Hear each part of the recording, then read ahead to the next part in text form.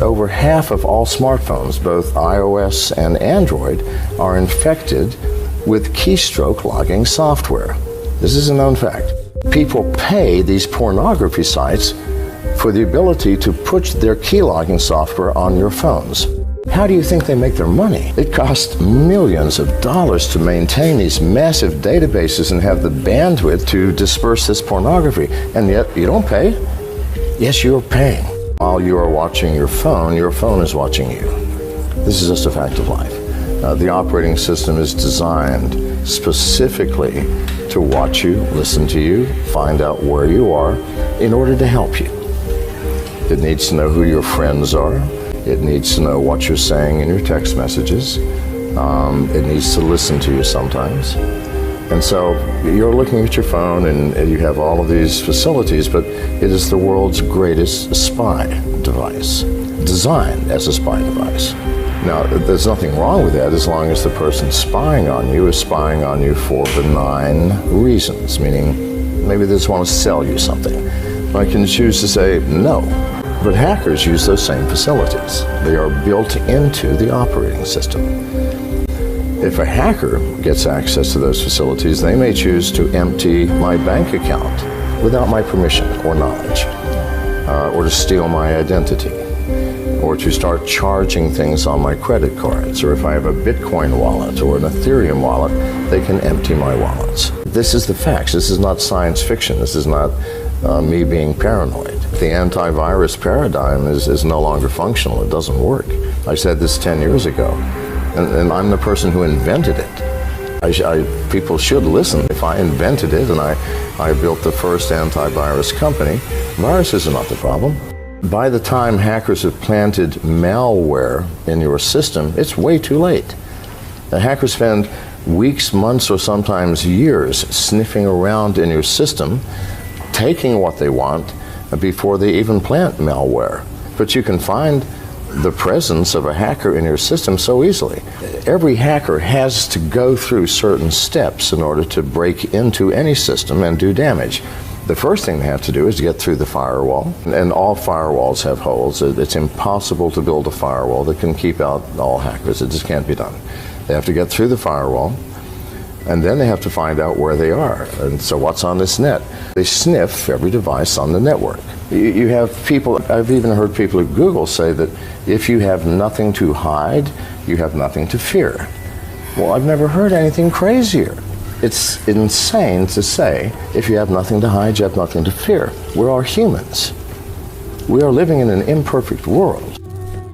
Over half of all smartphones, both iOS and Android, are infected with keystroke logging software. This is a known fact. Every pornography site in the world, if you have ever, I'm sure nobody here has ever looked at pornography, but if you have, then you have keystroke logging software. How do you think they make their money? See, this is the issue. It costs millions of dollars to maintain these massive databases and have the bandwidth to disperse this pornography, and yet you don't pay? Yes, you're paying. The instant you visit the site, if you have an Android, for example, the site runs a JavaScript which sets the download unauthorized application flag. The very first video that you watch, because that's a click-through. You clicked. You did something. You said, yes, oh, good, that's yes, I'll do that. Downloads, first and foremost, a remote rooting function. If it's an iPhone, a remote jailbreaking program. All can be remotely rooted now. After it's rooted, they download a keylogger, and all this takes just a matter of seconds. And from that point on, somebody is watching every single one of your keystrokes. Now, people pay these pornography sites for the ability to push their keylogging software on your phones. Why? Well, maybe they're a Bitcoin aficionado, and they're going to see, do you have a Bitcoin wallet like Mycelium or what have you? Yes. Well, they're just going to hang around until you access it and input your keys or your passwords, and the next day, your wallet's going to be empty. Or maybe you do online banking, all right? You have a password, you have an application, The very first time you've logged into your bank to check your balance or do anything, they go, thank you very much. And the next day, your bank balance will disappear. Now, why has this not happened to you already? Because hackers are not stupid. In order to take something, they have to download additional software. If they only take 400 or 500 people's bank accounts in one day, then the next day, the white hat hackers are going to say, this is how they did it. Everybody, you can protect yourself. No, they're going to wait until one day this year or next year, and 100 million people in one day are going to have your bank accounts eradicated. Zero balance. Or your identity will be stolen. Or your Bitcoin wallet will be emptied. Or maybe they've been watching your keystrokes to see if maybe you're saying something to a friend or a lover that maybe could compromise you. Maybe they can blackmail you. If they get lucky, you might be a United States congressman or a senator. In which case, now not only do they have money, they have power. And the Russian cyber mafia and the Chinese cyber mafia are so powerful, they pay literally hundreds of millions of dollars to these pornography sites to allow them to access your smartphone so that at some point they can utilize that. Now, you said, how secure are they? Well, they're not. They're not. Neither the alt currency wallets nor anything else in the cloud. Because what is the cloud? We haven't thought this through, people.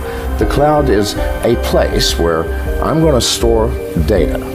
I don't know what computer it's on or even what country it's in. I don't know who is managing it and monitoring it and controlling it. I don't know what type of security facilities you have. I know nothing. And I'm willing to put my valuable data there? No. Why would we do that? Now, if it's something I don't care about, that if you steal it, I don't care. It's a list of books I read. You know, I'll just recreate it from the web.